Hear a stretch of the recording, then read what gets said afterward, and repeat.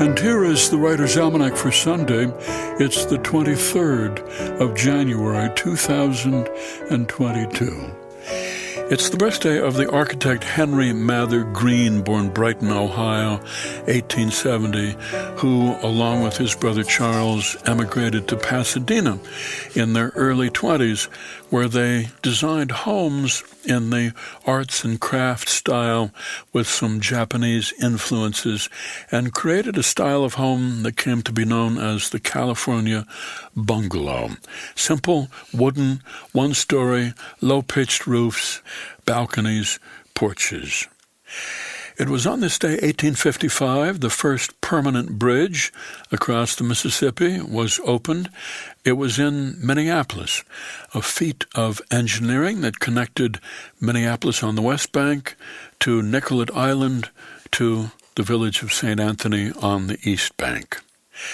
It's the birthday of the pharmacologist Gertrude Elion, born in New York City in 1918, went to work for the pharmaceutical company Burroughs Wellcome and formed a research partnership with Dr. George Hitchings that lasted more than 40 years. Over the course of her career, Gertrude Elion helped to develop drugs to treat leukemia, malaria, herpes, and AIDS, won the Nobel Prize in Medicine in 1988. It's the birthday of the poet and playwright Derek Walcott, born on the Caribbean island of St. Lucia, north of Venezuela, in 1930. Derek Walcott, who said, "For every poet, it is always morning in the world, because the fate of poetry is to fall in love with the world in spite of history."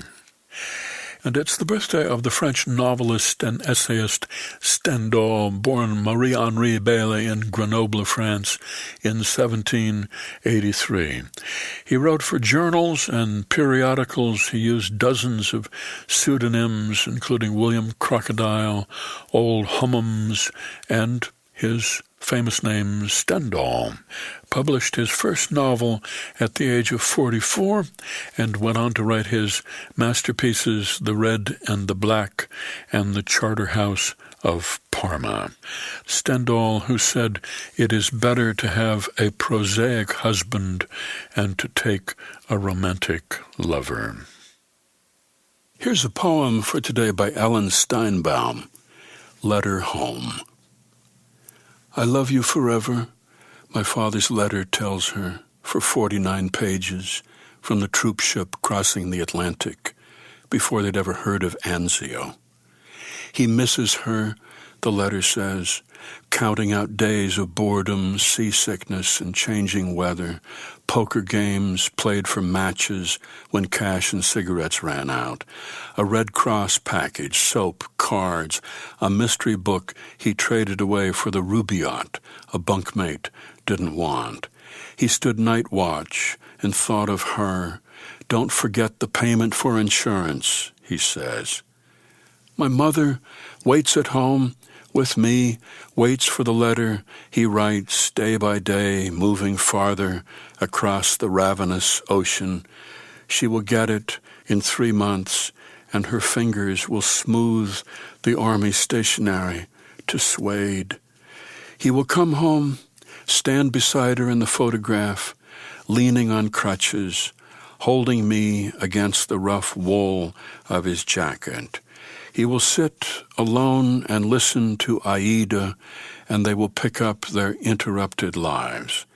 Years later, she will show her grandchildren a yellow envelope with 49 wilted pages telling her of shimmering sequins on the water, the moonlight catching sudden phosphorescence, the churned wake that stretched a silver trail.